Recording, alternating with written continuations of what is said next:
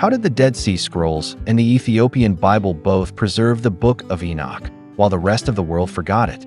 When the scrolls were discovered in Qumran, scholars were shocked to find passages nearly identical to those in the Ethiopian Bible. This connection proves that Ethiopia preserved ancient truths long before they were erased elsewhere. Let's explore the hidden link between two of the world's most sacred traditions. In 1947, a Bedouin shepherd stumbled upon a cave near the Dead Sea and uncovered what would become one of the greatest archaeological discoveries of the 20th century, the Dead Sea Scrolls. These ancient documents included fragments of every book in the Hebrew Bible, plus some that had been lost for centuries. Among them was the Book of Enoch, a text only found complete in the Ethiopian Bible. The discovery sent shockwaves through the scholarly world. For the first time in modern history, researchers could compare ancient copies of Enoch with the version preserved by the Ethiopian Orthodox Church. What they found was astonishing. The Ethiopian text was nearly identical to the Dead Sea Scroll version, proving that it had remained unchanged for over 1,000 years. Before the Dead Sea Scrolls were found, many scholars believed the Book of Enoch was a medieval invention. But now, thanks to these ancient scrolls, we know that Enoch was widely read and respected during Jesus' time, and that the Ethiopian Bible is the only complete version that survived intact. The Dead Sea Scrolls also contain fragments of the Book of Jubilees, another text found only in the Ethiopian Bible today. This book offered a rewritten version of Genesis and Exodus, filled with divine revelations, angelic guidance, and apocalyptic visions. Again, the Ethiopian version matched the ancient Qumran texts more closely than any other known manuscript.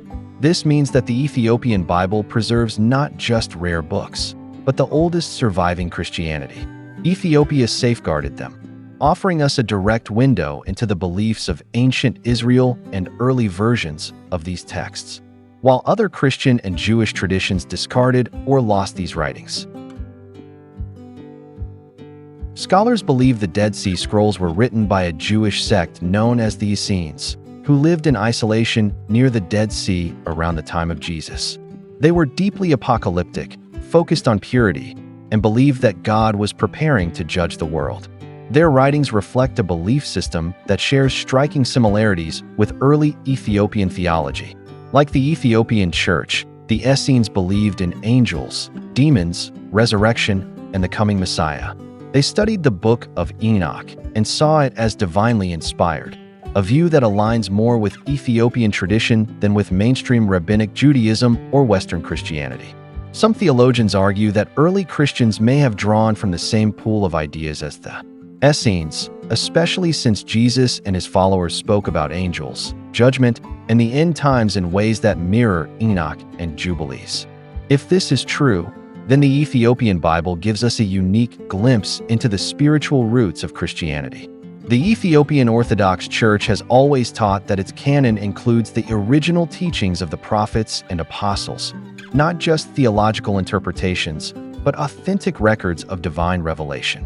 The discovery of the Dead Sea Scrolls gave new weight to this claim. By comparing the Dead Sea Scrolls with the Ethiopian Bible, we can see that these texts weren't isolated myths. They were part of a broader, ancient religious movement that spanned continents and centuries, and Ethiopia was its last living witness. Unlike the West, which removed Enoch and Jubilees from its canon, the Ethiopian Church saw these books as essential. They were considered sacred because they provided insight into creation, prophecy, and the cosmic battle between good and evil. The Ethiopian tradition teaches that the Word of God should never be altered or discarded, even if it contains difficult or controversial content. This philosophy helped preserve texts that others feared or misunderstood. Ethiopia's isolation from European influence also played a role.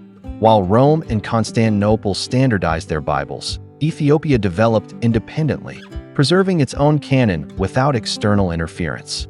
This allowed ancient wisdom to survive untouched by later theological debates.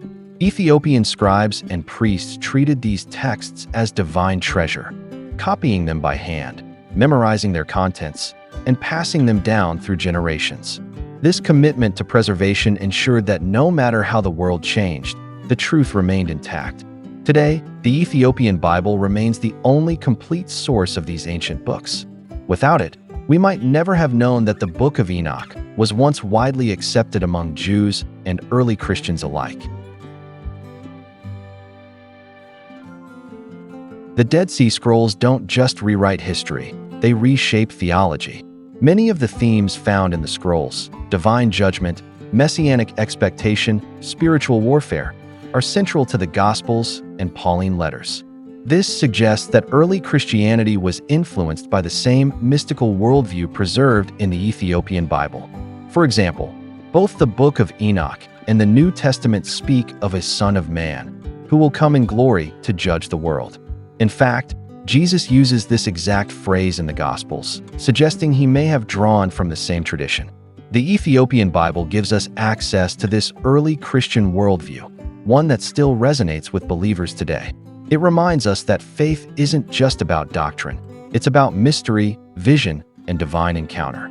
The Dead Sea Scrolls confirm that Enoch and Jubilees were once central to Jewish life, and possibly to early Christian thought.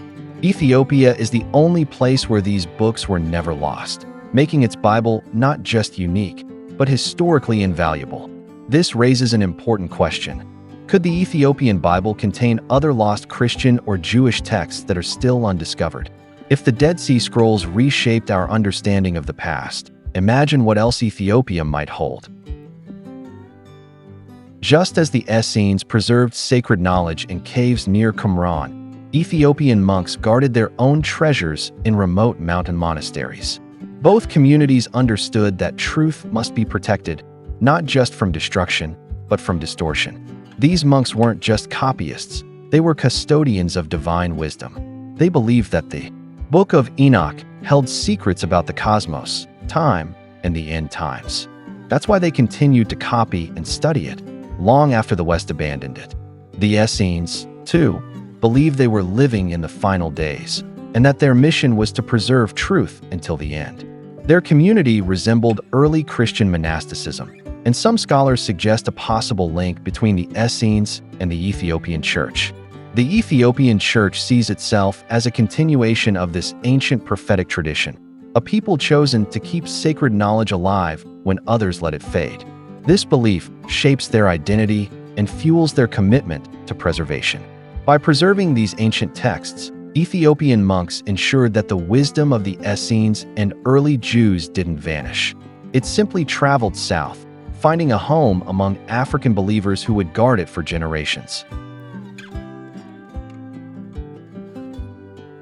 We've explored the shocking connection between the Dead Sea Scrolls and the Ethiopian Bible, two distant traditions that preserve the same ancient texts. From the caves of Qumran to the monasteries of Ethiopia, these writings survived because people believed they held divine truth worth protecting. The Book of Enoch and Jubilees were once central to Jewish and Christian belief, but were forgotten in the West. Ethiopia kept them alive, and now modern archaeology confirms their importance. These texts remind us that history is deeper than we think, and that truth often survives in unexpected places. Ethiopia's Bible doesn't just differ from yours, it completes it. As we close this chapter, remember that the Ethiopian Bible continues to surprise us with its depth, mystery, and timeless wisdom. Whether it's in the caves of Qumran or the mountains of Ethiopia, the search for truth is never-ending. Thank you for watching. If you found this journey into the hidden connections between the Ethiopian Bible and the Dead Sea Scrolls fascinating, don't forget to like, share, and subscribe for more deep dives into the Ethiopian Bible. Leave a comment below. Do you think the Ethiopian Bible holds other lost Christian or Jewish texts? Either way, the Ethiopian Bible continues to surprise us with its depth, mystery, and timeless wisdom.